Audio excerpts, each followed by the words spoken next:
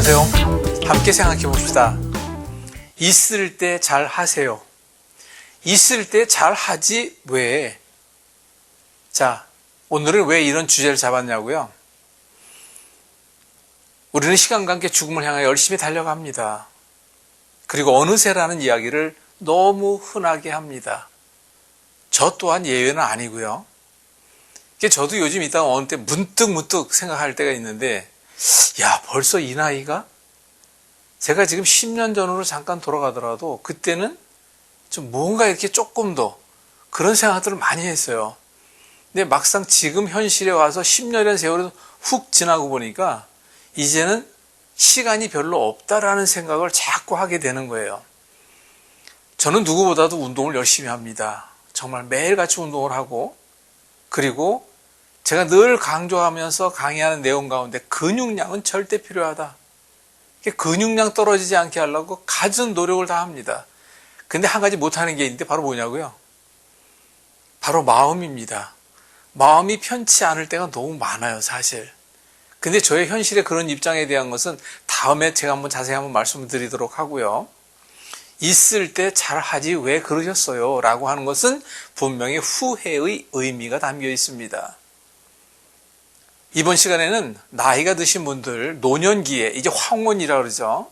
그분들을 위한, 또 저도 또 예외는 아니니까 같이 한번 생각해 보도록 합시다. 어떻게 보면 사람은 죽을 때까지 후회하면서 가는 일이 대부분이라는 것은 제 예를 보더라도 압니다. 좀 더 잘할 걸, 누군가에도 좀 더 좀 잘해줄 걸, 내 욕심을 좀 내려놓을 걸, 그리고 그때 좀 양보를 했더라면 이런 생각들이죠. 그러니까. 근데 어른들이 하시던 그 말씀이 정말 하나도 그릇된 게 없다는 것은 저도 막상 되고 보니까 알겠더라고요.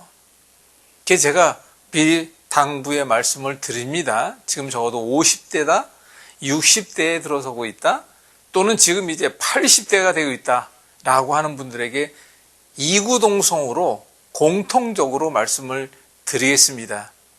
있을 때 잘 하십시오. 어떤 경우를 말씀드리냐고요? 바로 첫 번째, 부부관계를 먼저 한번 생각해 봅시다.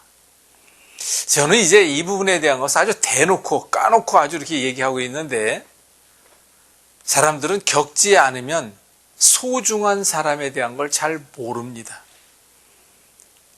내 곁에 막상 있을 때에는 있으니까 당연한 것으로 생각을 하죠. 근데 막상 그렇지 못하고 시간이 흐르다 보게 되면 그 빈자리가 얼마나 크게 느껴지는지에 대한 것은 저는 이렇게 비교하고 싶습니다. 저도 이제 황혼이라는 나이가 되다 보니까 주변에 많은 동갑내기들 또는 조금 더 드신 분들과도 얘기를 하다 보면, 여자분들은 아유 이제 무슨 내가 혼자 살지 뭘 누구를 만나느냐 그러면서 우스갯소리가 하나 있더라고요. 내가 평생 그 사람을 훈련시켜서 내 사람 만들어놔서 그 고생을 다 했는데 이제 어떤 놈을 새로 만나가지고 뭐 그 훈련을 다지하라고 그러느냐, 이런 말씀을 하시는 분도 있고, 또 한 경우는 그 왼수라는 소리 이름을 지우지 못하고 평생을 살았는데 내가 왜 또 왼수를 만들려고 또 무슨 만남을 가지려고 하느냐, 이런 말씀하시는 분들도 있고요. 아니, 저는 그냥 안타까워서 말씀드리는 겁니다. 혼자보다 둘이 낫습니다. 둘보다는 넷이 낫고 넷보다는 여섯이 낫습니다. 그것을 우리는 공동 집합체, 공동 생활 속에서 함께 살아가다 보니까, 예를 들어 지난번에 얼핏 그런 말씀을 드린 적이 있는데, 깊은 산속에 혼자 사는 사람도 간혹 있어요. 보니까 바로 이 TV에 자연인 이렇게 해서 나오는 코너들이 있는데, 그 사람들은 특별한 경우입니다.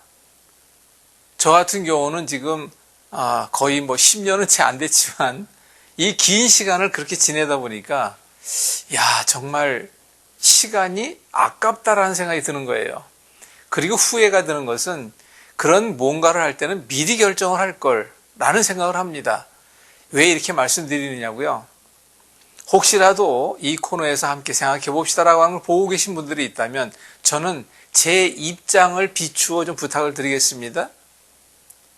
옆에 있는 사람이 누군지는 저는 잘 모르고, 또한 우리 선생님이 누군지는 잘 모르겠지만, 아무튼 인연의 관계로 인하여 두 분이 함께 자리하고 있잖아요. 그리고 이제까지 지내왔잖아요.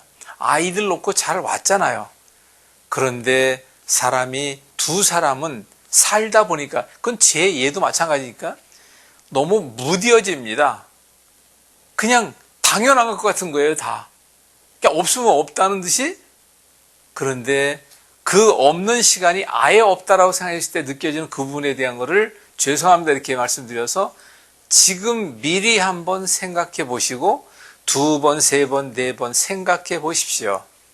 옆에 있는 그 사람이 막상 없다고 생각했을 때 바로 여러분들이 지금 혼자 지내고 있는 시간 속에서 미처 몰랐던 것을 반드시 발견을 해야 합니다. 그리고 또 한 가지는 지금까지 함께 왔을 때 내 자신을 먼저 돌아보면 내가 얼마나 부족하고 얼마나 못됐는데 그것을 다 견디고 참고 그리고 내 곁에서 함께 해줬다는 그 한 가지만 보더라도 여러분들은 감사 반드시 해야 합니다. 그리고 감사는 넘쳐나야 됩니다. 그리고 이제는 어떻게 해야 합니까? 갚아야 합니다. 저는 이프로처럼 이야기하는 것이 있죠. 그 크신 은혜, 그 큰 빚을 나는 반드시 갚고 가야 한다라는 아주 뭐라 그럴까요? 뭐 강박관념 정도는 아니지만 그것을 반드시 생각하고 있습니다.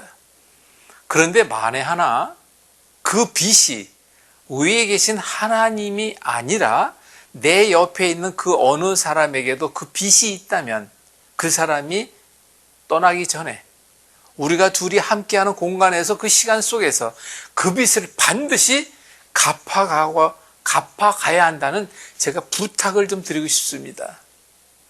부탁드립니다.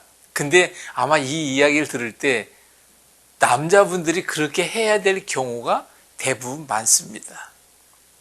경로당에 갑니다. 경로당에 가면 대부분 할머니들이 90% 모여서 고스톱 쳐요.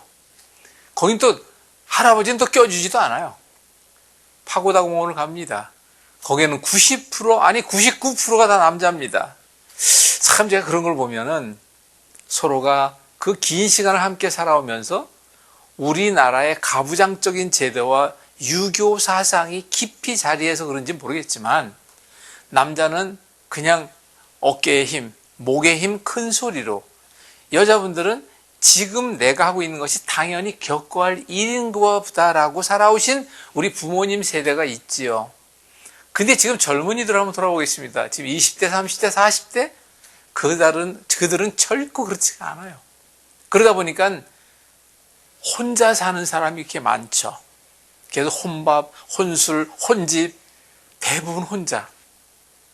근데 그것이 이제는 어느 정도 익숙해지다 보니까 그 함정 속에서 빠져나오지 못하는 경우가 바로